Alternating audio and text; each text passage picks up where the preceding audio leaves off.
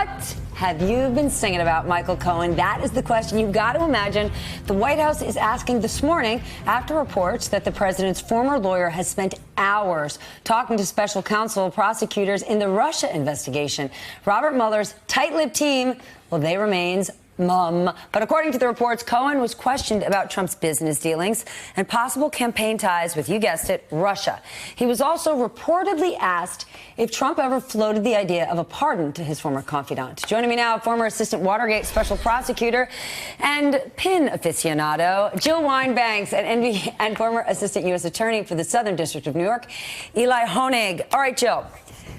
No surprise, Rudy Giuliani, President Trump's personal attorney, has said Michael Cohen has a history of lying. He does, but so does the president, and so does Rudy Giuliani. If what he's telling Robert Mueller simply corroborates what Mueller already has, that's a tough triangle. It isn't. I think that even if he's just corroborating the documents that have been seized from his office and his home, that would be important. A lot of times when you even have tapes of conversations, which we know he had, and you have emails, they aren't as clear as you might think they would be, and they need some testimony to explain what they mean. He can be very valuable. We know that he was in Russia for the Trump Tower Moscow. We know that he has been involved in paying off women. We know that he knows a lot about the business of Donald Trump in New York. And so there are a lot of potential avenues of criminal conduct that might be revealed by him, and that he, yes, is not the most trustworthy person, but as you said, neither is the president, and it depends on where the circumstantial evidence and corroboration comes from. I would trust him if his documents support him. Remember, and he could be a very didn't happen, no collusion. Collusion's not a crime. NBC's Cynthia McFadden, she spoke exclusively with the guy who set up that infamous Trump Tower meeting back in June 2016. You know, it was between campaign aides and some Russians. Rob Goldstone is his name, and I want to share a bit of that interview. I've always looked at it as a bait and switch. And possibly a crime. And possibly a crime. But it was a dirty offer. Yes. It was a dirty offer that they accepted. Yes, that is true.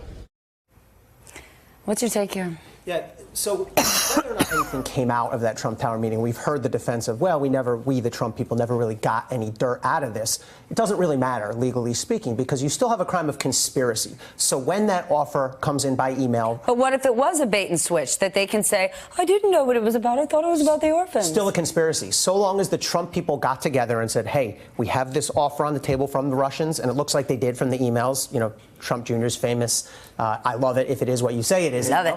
As long as they internally agree with each other, it's still a conspiracy to violate that law that prohibits taking foreign election aid, whether or not anything came of it, even if it was a bait and switch. Jill, the president has been uncharacteristically quiet about this Michael Cohen news. Does that surprise you? I mean, it's got to be a good idea, but it's very out of character. It is so out of character that, of course, it's surprising. It would maybe indicate that he has some new lawyer who's giving him advice and that he's actually following it. He's been quiet about the Kavanaugh controversy. He's been quiet about Michael Cohen. It's quite a surprise. It's a good thing that he is doing that, because his past history has only gotten him in much more trouble than he was in before he said anything.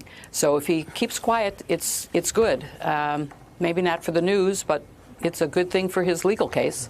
Let's go back in time a moment. I remember early on in the Russia investigation, President Trump was furious when there was this notion that Robert Mueller could start investigating his personal finances. He said that was his red line. Well, that's come and gone. I remember speaking to a big Trump supporter here in New York after he won, who said to me, Trump better not go after the intelligence agencies. He's run a pretty shaky business all these years. He doesn't want them to look into that. Well, now that we know Cohen is cooperating, he's cooperating with New York state authorities. And remember, they've got an ongoing investigation into the Trump organization, meaning the company, into the Trump Foundation. So that would directly impact Ivanka, Don Jr., Eric.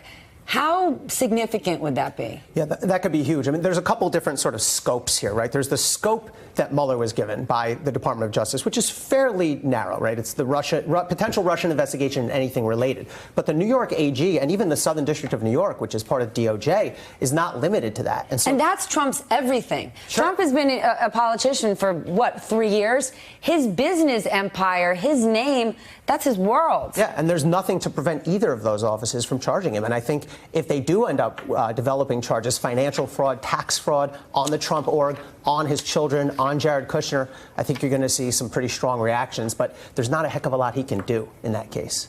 Oof, thank you both very much. See, Jill, the news, it's not going away anytime soon, even if the president doesn't tweet on Michael Cohen.